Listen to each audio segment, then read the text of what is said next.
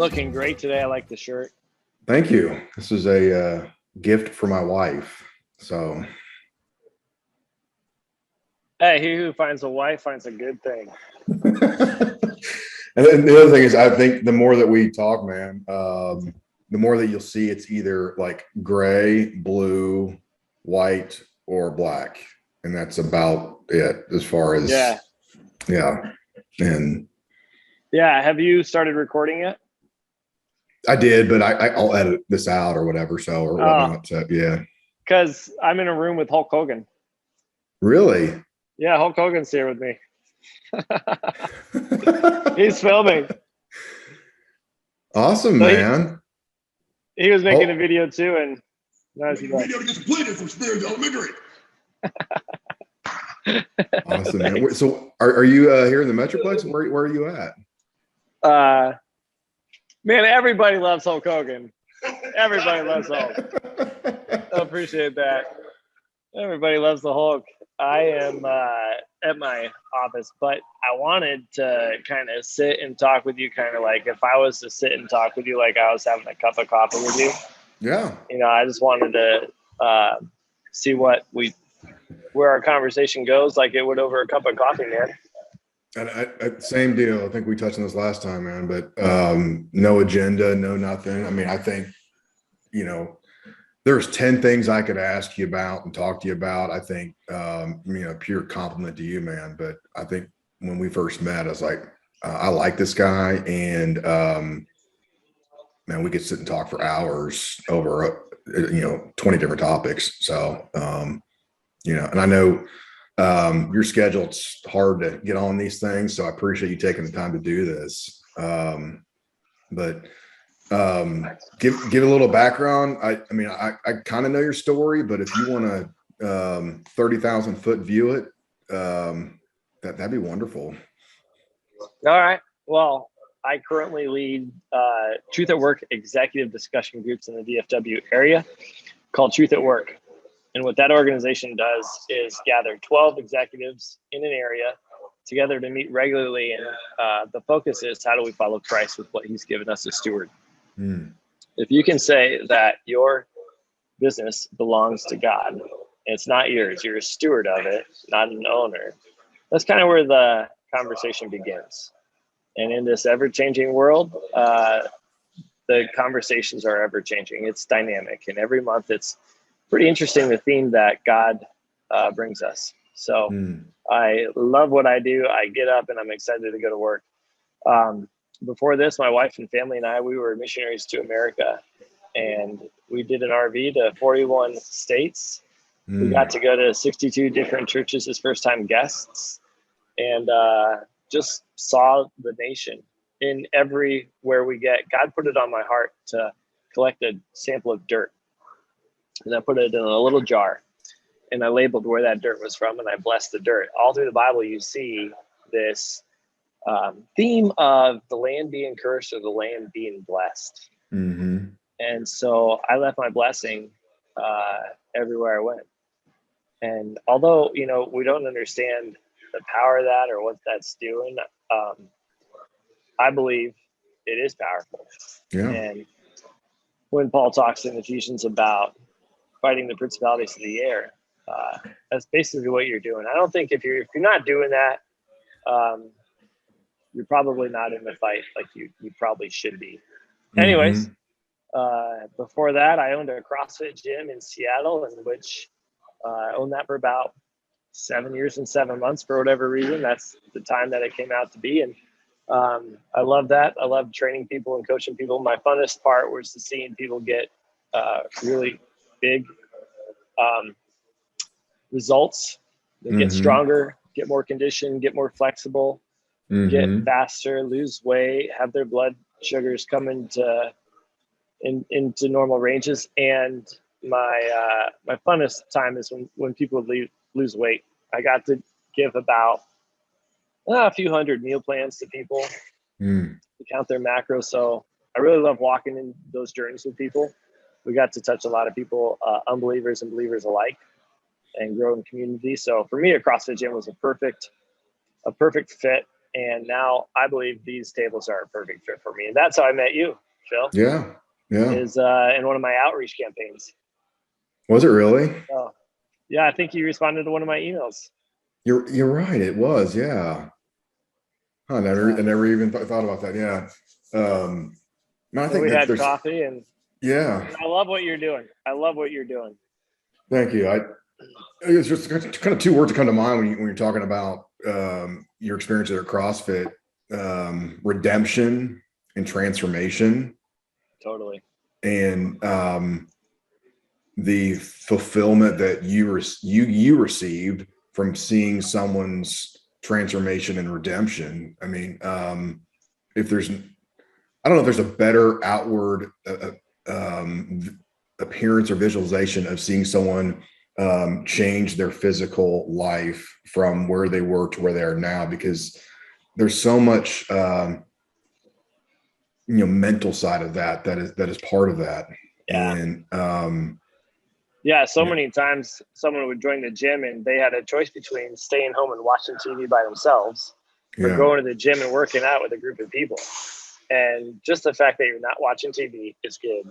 The fact that you're around other people is good. The fact that you're working out is good.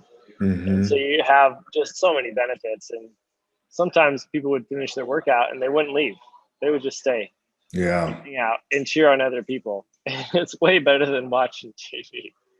I always thought it's funny that from the folks that aren't big CrossFitters, and Kate and I did CrossFit for about 1.5 2 years when we actually were first dating. But from the folks that aren't in that community, there's I don't know, make fun of that community, how tight knit it is, and it's like a CrossFit cultist, I guess.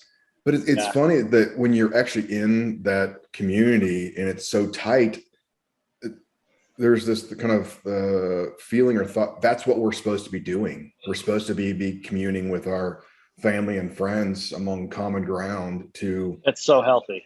Encourage each other to reach, aspirations that they never thought they could reach. So, yeah. Yeah, absolutely. I heard a drug addict tell me one time that she believes the opposite of addiction is not sobriety. The opposite of addiction is community. I thought that was a powerful statement that modern researchers kind of just stumbled upon. I mean, that's scriptural, if you will, that we're not supposed to live in isolation. Absolutely. And, so what compelled you to start this? Was there a specific moment that's to start Truth and Work, or is it just a culmination over time, or what compelled you to start that? I just had a handshake with a guy who was hiring. He was hiring for another position, and I said, "Oh, I'm a candidate, but I'm not a candidate. I'm just looking to see what God wants for me." And he had a business, and on his table he had a folder that said "Truth at Work," and I said, "Tell me about that. What's that folder, Truth at Work?" And he told me about these executive roundtable discussion groups that he was looking at starting, but he was pretty busy running his business. And so I said, let me see. And then I looked it up. I went to get trained to be a chapter president, and ready, set, go, just started them. And I've gotten to meet, my normal day looks like meeting with anywhere from 1 to 5 different executives, talking with them, praying with them about what they do, and offering these groups. They're 4 hours once a month. So it's a tough sell to get someone to give 4 hours up a month and to commit to the group that I will be there 11 out of 12 months out of the year as best I can. Our modern day is so strapped with bandwidth. We've thought that these would make our lives more convenient. And what we found is we just fill our lives with more leverage, if you will. And so one of the things in the military that they always said is they always keep your pack full. So no matter what lightweight equipment comes out, they'll always put 100 pounds on you. And even if you get a smaller radio or smaller batteries or a smaller gun or lighter body armor, they'll always keep it stacked up on you. And I feel like in our life, it's it doesn't make us, it doesn't save us time. Yeah. It actually steals more of our time. And so I'm kind of beating the drum of telling people about family priorities need to be installed. Yeah. You know, even though you can do a little bit of work at home, you shouldn't. Yeah. I know a lot of people that say, oh, my priorities are family first, God, family, you know, job, work. And I say, well, how much time do you spend at work? And they're like, oh, you know, 8 to 10 hours a day. I say, well, Yeah. how much time do you spend with your family? And they say, oh, you know, like 4 to 6 hours with my family. And I said, well, then you got your priorities wrong, because the time you spend with each tells us that. Yeah. Yeah. There's an, go ahead. Yeah. I have a thing out against these corporate dinners or dinner parties, because dad should be home for dinner. No doubt. With his wife. Yeah. I mean, your wife just cooked a meal for the family and the kids, and they're all sitting down to eat, and you're whining and dining someone. Like you have your priorities backwards. So that's the drum I'm beating, because I think it's really important. Anyways. No, I mean, there's a couple of things there that the corporate dinners, I mean, spending 15 years in the industry that I'm in now, is so prevalent to, you know, twice a week, 3 times a week, you know, outings and networking and everything. And it might be my isolated experiences in there. I rarely got anything out of that. It was almost because 9 out of 10 people there didn't want to be there. They just felt compelled to be there because corporately they were supposed to be there. And so from a productivity level, I always thought, wouldn't it make more sense to have none of these, have parents home with their kids and their family, and find the satisfaction and enjoyment, fulfillment, the connectedness with their family? Isn't that over a long run much more valuable than actually these isolated 1.5, 2 hour dinners that happen all the time? And I mean, it's hard to measure that, but it's kind of, you're right. It's self-evident that what the answer to that is. Yeah, you wonder, there's got to be some kind of metric measurement you can gauge your success of leading your family, leading your wife, leading your kids. But what we tend to do is say, oh, Johnny's doing this at school. Oh, my wife and I have been in a fight for 2 weeks. Oh, we kind of look at the catastrophes and not, and before a blow up, there's really, I think, very little litmus tests to see how you're doing. Yeah. I remember when I first launched my practice, there was a couple marketing firms that I spoke to just to kind of get a flavor of what that looks like. And it was on my heart, and I'll do my best to explain this. I didn't want a large practice. I didn't want to, you know, be a global conglomerate that, you know, shakes up the financial planning, investment management world. I don't care about that, you know. And I've told numerous people this, and I think I may have mentioned this last time. I want something smaller, you know, something that have a smaller number of clients that have this intimacy with, this connectedness with. And explaining that to a lot of these different marketing firms, it was foreign to them. Kind of, that doesn't make any sense. People don't get into your line of work to get to a certain point and be happy with it, I guess. And it was obvious when having those conversations with folks, whether those folks that understood the real value of, you know, I'm going to shut it off at 5 o'clock and I'm going to go be with wife and kids, kind of thing, because they are much more important to me than, you know, burning the midnight oil.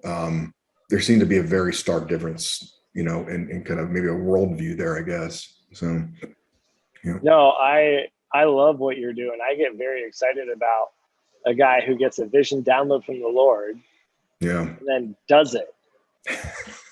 I much too often hear about people who I say, I did an RV trip. And a lot of people say, that's my dream. I want to do that one day. And I say, well, go do it. Yeah. And a lot of people say, oh, you were a Navy SEAL. That's awesome. I always wanted to do that.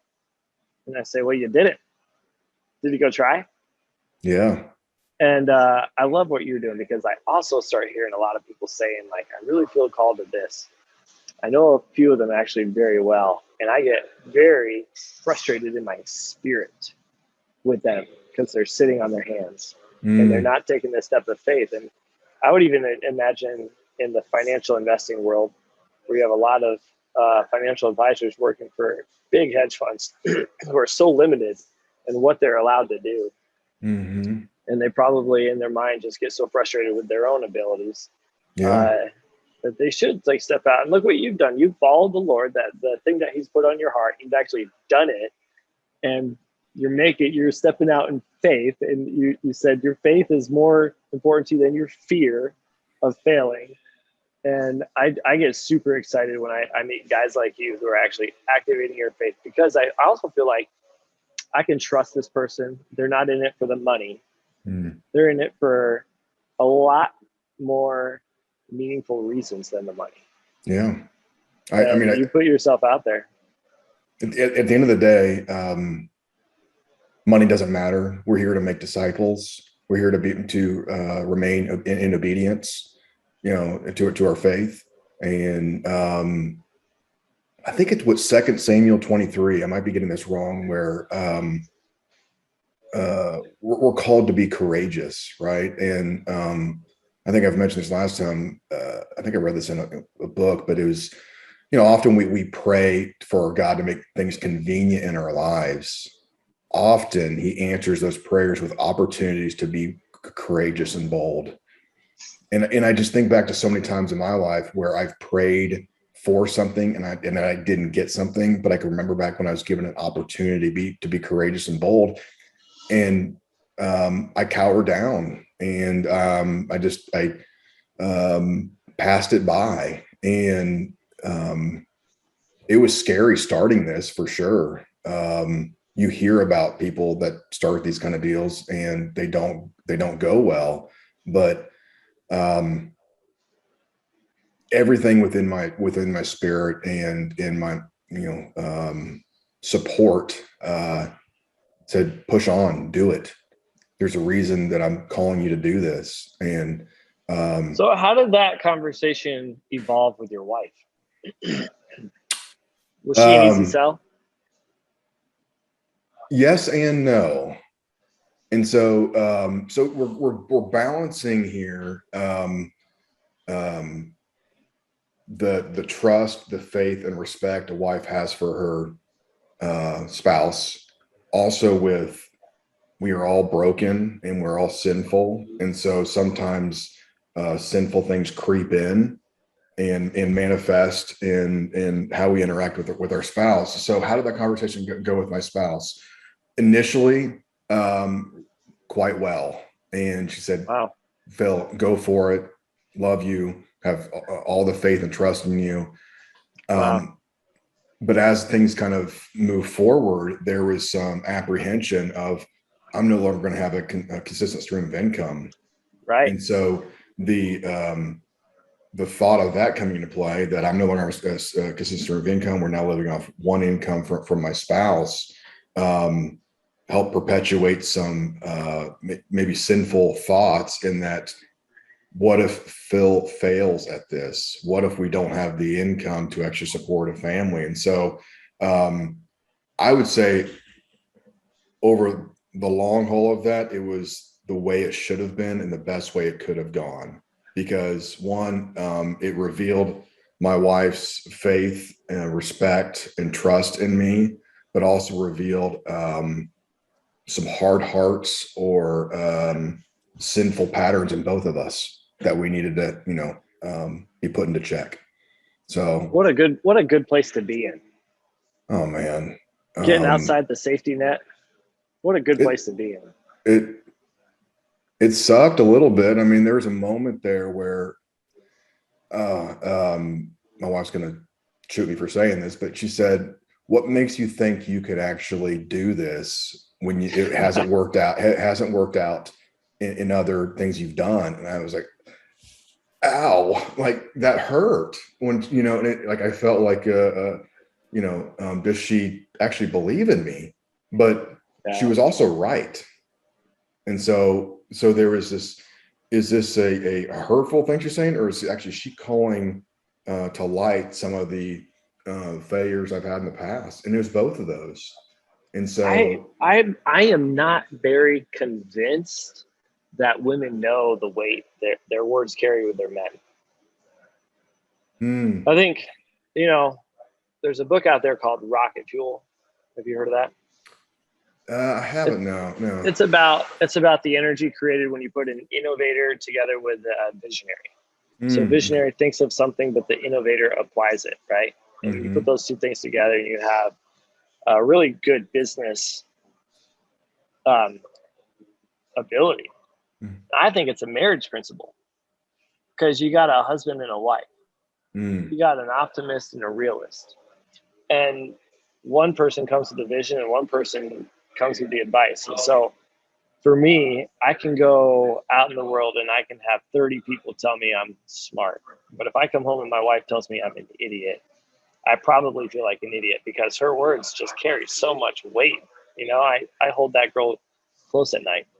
Yep. Same thing. If I go out there and I have 130 people that tell me I'm an idiot, but if I go home and my wife tells me I'm smart, I believe her more than them. And just the story in the Bible about, one person falls in the pit, the other there's there to pick them up. A cord of 3 strands is not easily broken. And I think when a husband and wife come together and then they have the Lord together and they're gentle with each other, they get over their offenses quickly, and they actually care for each other, I think you have a force that can really stand against the world. Yeah. They can be unbroken. They can pick each other up. The Bible says 2 will leave their mother and father and become one flesh. And I don't think our world has a lot of examples like that.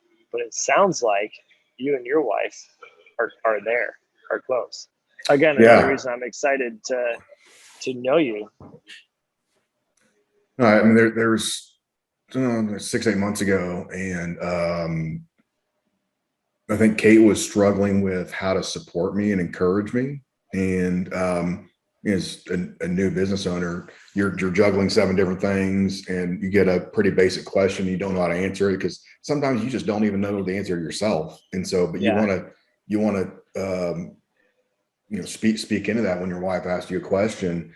And I said, Kate, your prayer and your encouragement, blind encouragement and faith in me, will make me run 3 times harder than I'm running now. I will run through a brick wall when I hear that. But when I hear the opposite of that, it makes me feel this big kind of thing. And I can remember moments where in the morning it was like, Phil, I love you. I have faith in you. You're gonna have you're doing great. All those kind of things. And it's like, dude, I'm gonna go tackle the world today. And isn't that amazing? Yeah. He who finds a wife finds a good thing. Yeah, but no doubt. I don't think girls know the power of their words, how sharp they can be, and how encouraging they can be. Yeah. Maybe some do. And then again, us men is in that that actually kind of shows how actually vulnerable we are to our wife's words as well. I mean, I think we put up these shields and armor that we are these tough, can do anything kind of people. And that's not always the case, And so, but it's getting into that bubble with your wife of complete 100% vulnerability that gives you that momentum and fulfillment that your wife can only give, but also provides the vulnerability that she also can hurt you as well. So it's like, you can't have one without the other, so. Yeah. I feel bad. You can kind of tell every time you meet a guy with his wife isn't behind him.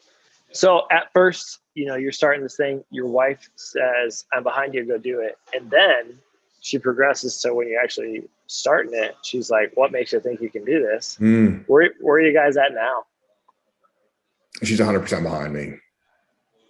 Oh, that is awesome. Yeah. And you already made it. And we haven't reached a peak yet. I mean, I'd be lying if I told you that we're, 100% kind of thing. I mean, there's moments where sin creeps in on my side, sin creeps on her side, and it kind of backs down a little bit. But relative to that moment you just asked me, night and day, night and day difference kind of thing. And it's an amazing feeling, yeah. And part of it's knowing that she believes no matter what happens, we'll be fine. Even if sold the house, sold the car, business failed, whatever, none of that matters. None of that matters.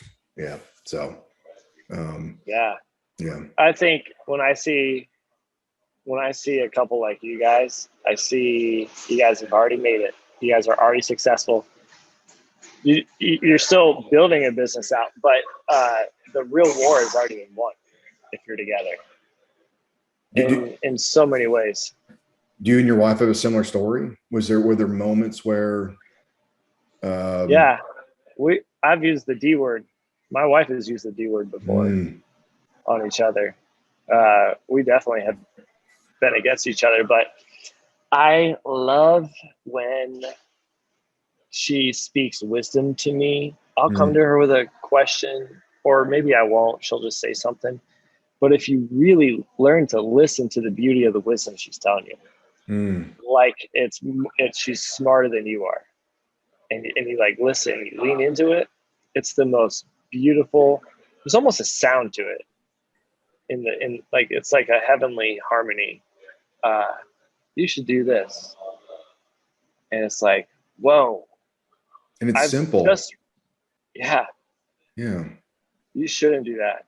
And then sometimes she'll just tell me things out of the blue, and I haven't even been talking to her about what I've been thinking about, but she's tapped into some kind of wavelength frequency, and she's picking it up from me. And she's like, do you really think that person thinks that? You should do this with them. And it's such a beautiful thing. I don't think a lot of guys know how to listen. I think a lot of guys might think they are smarter than their wives, when in fact the opposite is true. Pride. I think yeah. Well, and our culture. True. Our culture has kind of like pitted the two sexes against each other when unity is so beautiful. And if someone, I think, out there who's looking to invest in anything, they should start with their relationships and their marriage and their character and all that. You ain't gonna make any money doing anything else. Yeah. Many years ago, was working with a couple, and this is actually one of the reasons that I enjoy what I'm doing here. But they had some questions on a specific topic, and after meeting with them, it had nothing to do with that topic, but it had everything to do with them, the husband and the wife. And he was on his side of the ring, she was on her side of the ring, and the solving the financial issues were purely mechanical. It could take 10 minutes to do that. But solving like the marital issues took, much more in depth into that. And I'm not any professional ability to counsel anybody, but walking with them as they connected and saw a marriage transform, man, that was the most amazing feeling in the world to see that. And the numbers game was so elementary relative to when that got fixed, this got fixed kind of thing. And I always remember that. And there's a lot I could say about that, but that was one of the most compelling moments of actually staying in this kind of line of work, is that seeing the transformation, the redemption among people was incredible. So especially this couple. So no, it's amazing. Well, I think you are set up for an amazing professional career. Yeah. And the foundation that you've laid is one that will enable you to compete globally with other hedge funds. It honestly is. You just got to raise your sail up If you didn't have a good foundation and the Lord gave you success, that's like an atomic bomb waiting to go off. But what does Jesus says? He says, seek first the kingdom of heaven and these things. Character principles. Yeah. Good fathering your kids, loving your wife, good character, biblical principles. And all these other things will be added unto you. It means when he adds them to you, the devil can't just snatch it away. Yeah. I think the most lucrative return on investment that you can do is biblical principles and character and good relationships. Yeah. Earning one client versus making 3 disciples. I'll take the 3 disciples. I'll take 1 disciple over earning 1 client, because that one person will talk to 5 other people about it, kind of thing. I mean, it's, I saw some crazy meme the other day about God was the original multi-level marketer out there because he had 12 disciples and he told those 12 people to go talk to 12 more people. And it was funny in the moment. It's like, that's kind of right, actually, Yeah. Yeah. What it went from 12 to 72 to 500, right? Something like that. Yeah. Yeah. It's like, wow. That's true. Yeah. Awesome, man. Well, I appreciate you jumping on here and doing this. I just want to be respectful of your time with all this. Yeah. We could talk for hours, and I just want to be respectful of your time as well. So, I appreciate the invite, and I just like hanging out with you. I love what you're doing, and I trust you, and I'm behind you. And if there's anything I can do to help you succeed, man, you just name it. Appreciate that. How can people get in touch with you? They can stalk me on LinkedIn. All right. Get me there. Yeah. Awesome. Well, man, I appreciate this. And again, we'll talk to you real soon, man. It's been great to get to know you, and I look forward to getting to know you further. So. All right, Phil. God bless, man. Love you. Love you too, bud.